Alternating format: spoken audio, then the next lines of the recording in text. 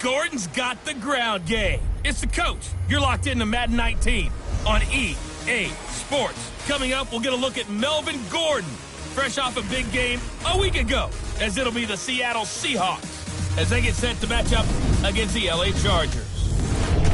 I'll be back at halftime to look at some of these stats and scores from Sunday's action.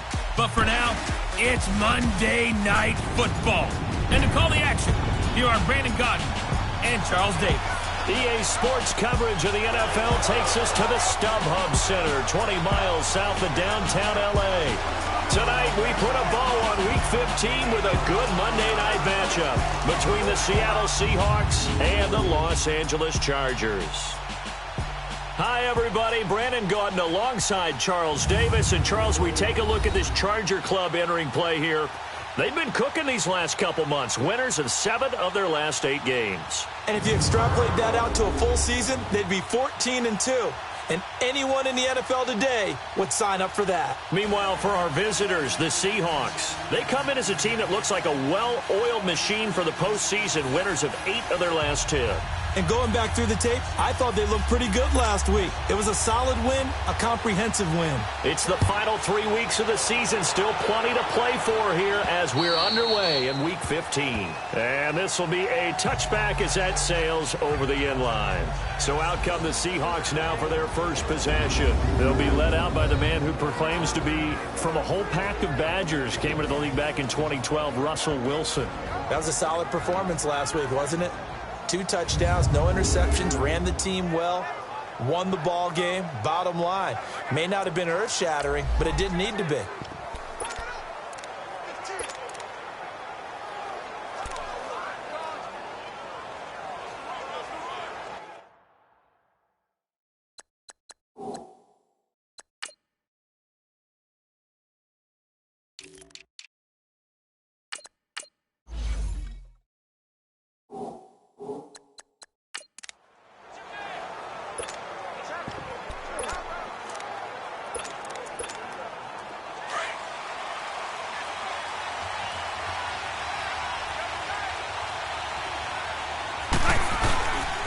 This is the Oklahoma State alum, Chris Carson, dancing away at the 30. And he's taken down, but able to slip across the 35. The numbers on the ground for Carson last week, just downright unbelievable. I mean, when you amass that many yards, I don't know what else to say. Personally, I thought it was a game for the ages for him. Ripped off some long runs in that contest, didn't he? He did indeed. Some very long runs, and that total, scary. So from the 36 now, 1st and 10.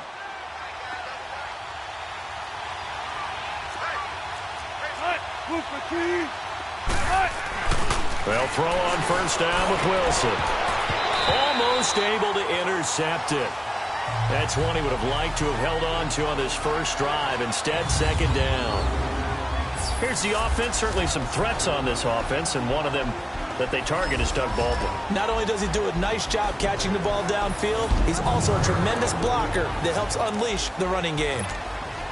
They'll try again from the 36 on 2nd and 10.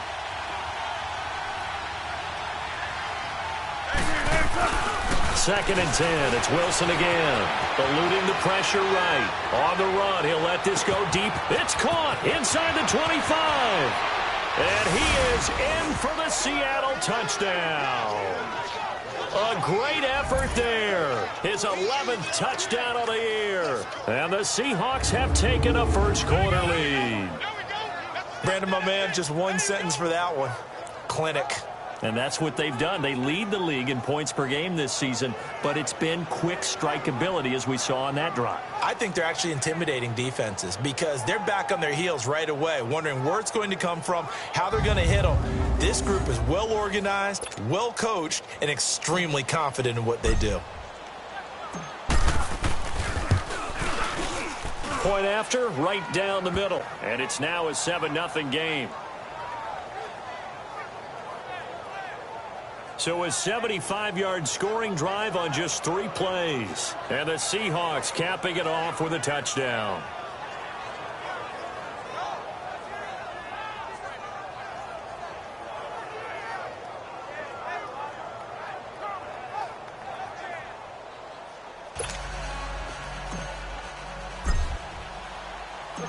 Out is the kickoff unit as they run up and send this one away.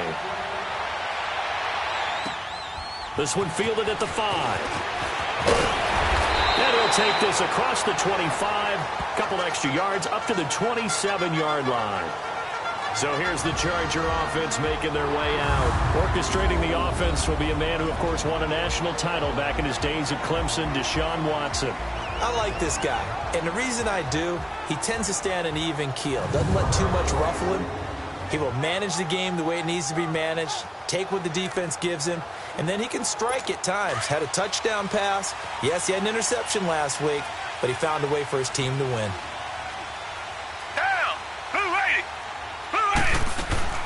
Now a first carry for Melvin Gordon. And he powers his way up past the 30. They give him 4 yards there. It'll be 2nd and 6. With that, let's check out how the Chargers line up on offense. I have to admit, I've rather enjoyed watching Melvin Gordon's improvement as he's developed as an NFL player because it started for me in college. Every year he was in school, he would add something extra to his game.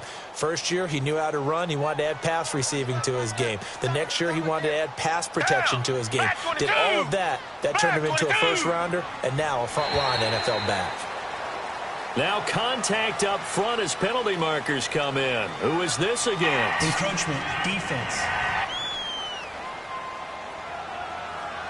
So a jump there defensively. And it's a killer. Watch the football. Still 2nd down. Don't move across the line of scrimmage until the ball moves.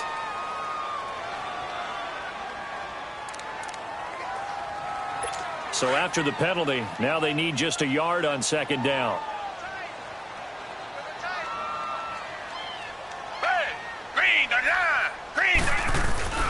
Watson off play action. Pressure comes. He's taken down by the Seahawks defense. Frank Clark in there to get him, and that's sack number 12 for him on the year. Well, the pass rush has been a real strength of late. They know how to get after the quarterback. Absolutely. 4 sacks last week. That's their first one here. Anything in particular you've seen from them or on film? I think that they're winning athletically up front, winning those one-on-one battles, but also when the offensive line wants to keep everyone in and mass protect, they know how to scheme their way back to the quarterback as well. Not only was the call spot on, how about the execution of that defense right there? The zone was absolutely locked up tight. He was trying to force it in there on 3rd down. But if there's a time to force it, he felt like he needed to make a play, right? Yeah, exactly right. 3rd down, you got to try and find something. There's nothing available there for him. Here's Brad Wing now to punt it away on 4th down. Back deep, the dangerous Tyler Lockett.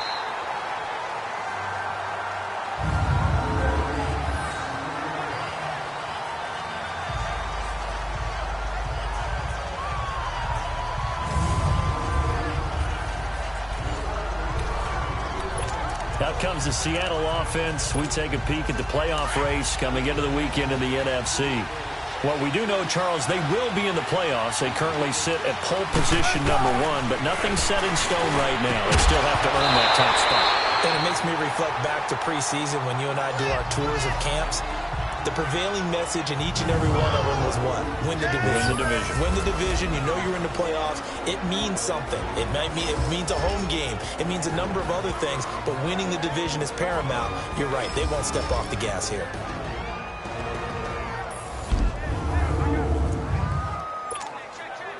After the incomplete pass, here now is 2nd and 10.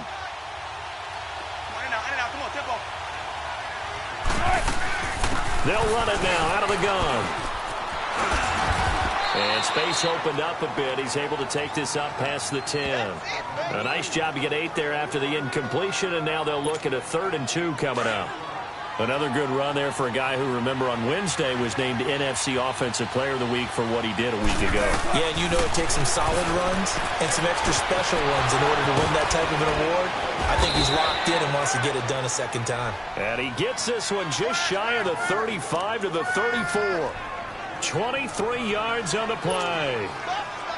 It certainly feels like there are more stars at the tight end position than there were even 10 years ago. And I think it's become more of a glamour position because of the ways it can hurt a defense, and guys want to be involved.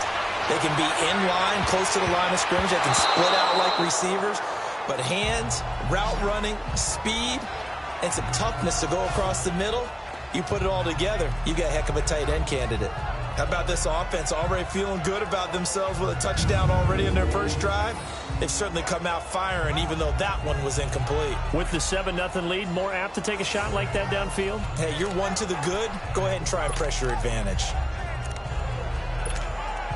From the 34, they'll come to the line on 2nd and 10.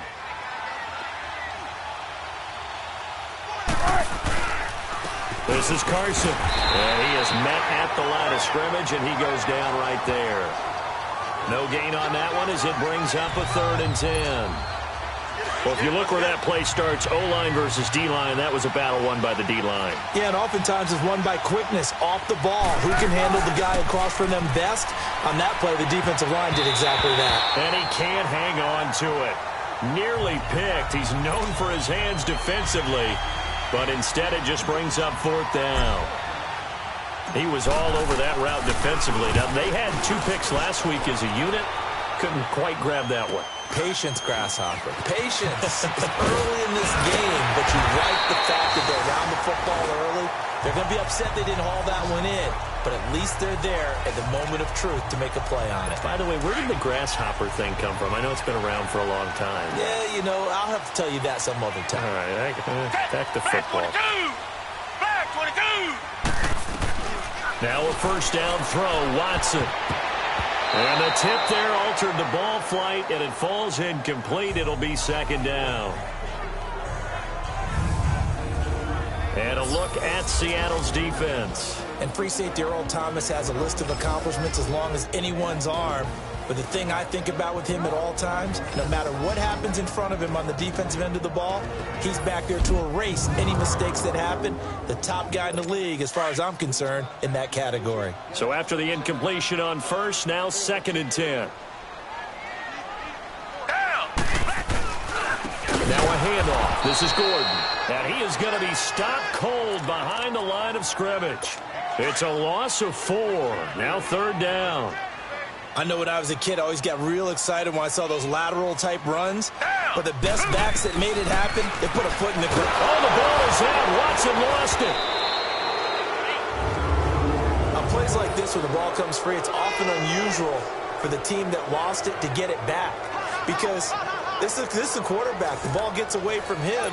Everyone else is trying to execute what they're supposed to do on offense. They're usually looking in the other direction, downfield, or have moved away from him.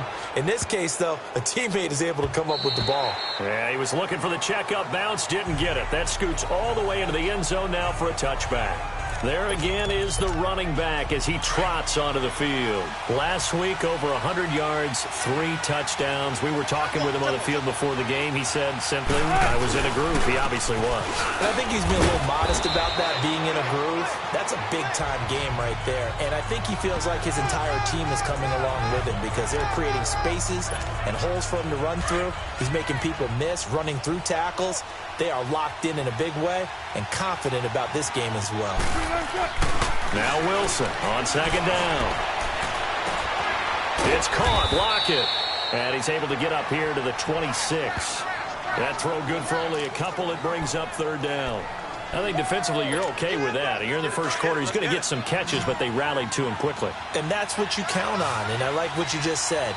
First quarter, can you do it all game long? They catch it, you tackle them, they go down on the spot. Because when you're able to do that and you don't give up big chunks of yardage after the catch, now you put the offense in a position where every series they have to work hard to pick up 1st downs, and you tend to stall them out when you do that.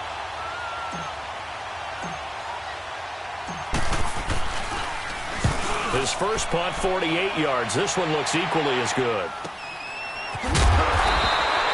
43 yards on the punt, return of 4, and it'll be Charger football here as they take over. From the 32 now, here's 1st and 10.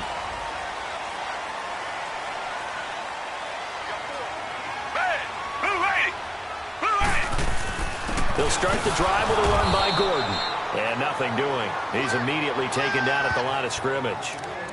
Making the stop that time, Bobby Wagner. He has elite instincts from his linebacker spot. He's able to diagnose the run and flies in like a missile to stop that one behind the line of scrimmage. To throw on 2nd is Watson. He's going to launch this thing way downfield. Trying to force it to Allen, and it's intercepted. Picked off by the all-pro free safety, Earl Thomas. And he will be brought down, but he's got the interception on the final play of this first quarter. So possession changes hands on the final play of the first quarter. 7-0 is our score. We'll come back to Southern California after this. The NFL on EA Sports is fueled by Gatorade, the sports fuel company.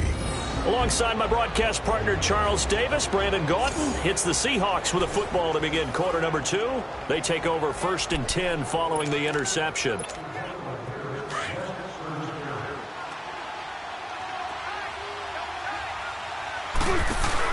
After the interception, here's Wilson. Buying time to his left. And the grab made by Doug Baldwin.